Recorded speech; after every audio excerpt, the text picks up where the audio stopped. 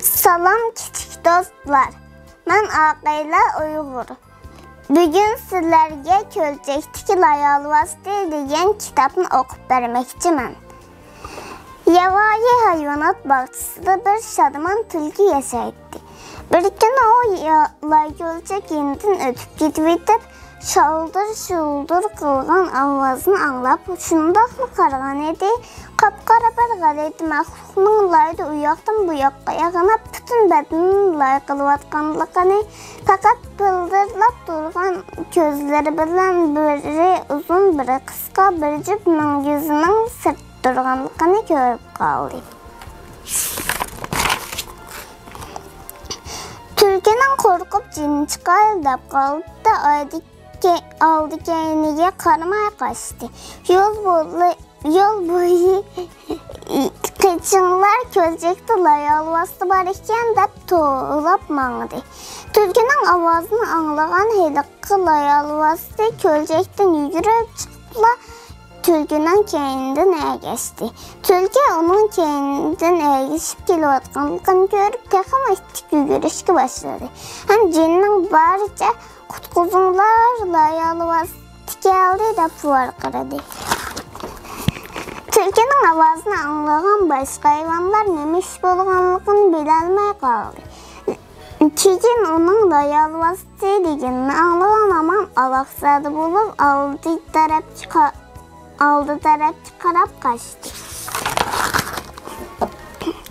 Kichik hayvonlar taraf-tarafga pitirab ketdi. Ularni qochqach Layolvasti qutquzinglar deb to'g'laydi. Layolvasti bo'lsa varqiragan ovozni anglagan sir texnik tez yugurishga boshlab, hayal o'tmayla tulkiga yetishib oldi. Tulki qacha herib holdan ketdi. Yerga lasida o'zini etib ko'ngilda tugashdim Layolvasti yeydigan bo'ldi deganlarini o'yladi. Oylamagan yerdan tulki Layolvastining alaqsadilik bilan Layolvasti qani qayerda degan deb so'ragan ovozni anglab qoldi. Tulki qo'rqqandan duduqlab, siz emasmi deyardi. Layolvasti danqetib turib qoldi. Ondan kulib ketdi.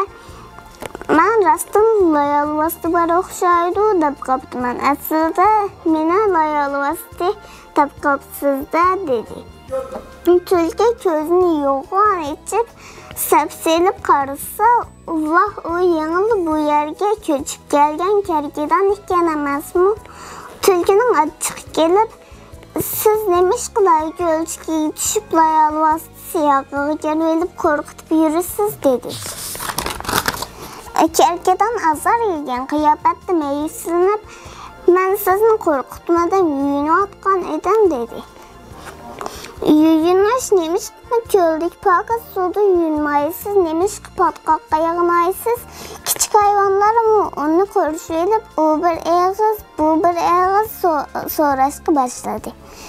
Kerkadan tushundirib mundoq dedi. Pashqumutlar chiq aram bermagan edi. Yandagi Layko'lchakni ko'rib, uning ichida yig'inagan edim. Ular anglagan siri qaymoqib qilishdi. Biri buning yig'inishingiz bilan nima aloqasi bor desa, yana biri uning ustiga sizning teringiz o'qma o'tmagidek pichoq keskili bo'lmog'idek qalin ekan. Pashining chaqqanda nemancha qo'rqib ketasiz dedi. Biroq mening qilin teram ustida nurg'un purim qo'riqlar bor. Har bir purimning orasidagi teram nihoyatda nefas. Shunga komodlar shu yerdagi yo'chuqlarga kirib meni chaqirdi. Kerkadan yana tushuntirishga boshladi. U yerga kirib olgan pashilar chiqib jinimga aram bermaydi. Shunga Lay potqoqqa yig'nab, purim qo'riqlar orasidagi yo'chuqlarga kirib olgan parazit qurt pashkomodlarni tozalaydi. Aslida mundoq ishganda sababini bilgan tulki kerkadan Layolvasti siyog'iga kirib qo'rqitdingiz deb ayıplamaydigan bo'ldi. Kerkedanmı tülkünün özünü xata ayıplab qo'yğandan rəncib yürməydigan bo'ldi. Ular bir-biriga qarışıb, qaqahlab, gülüşüb ketdi.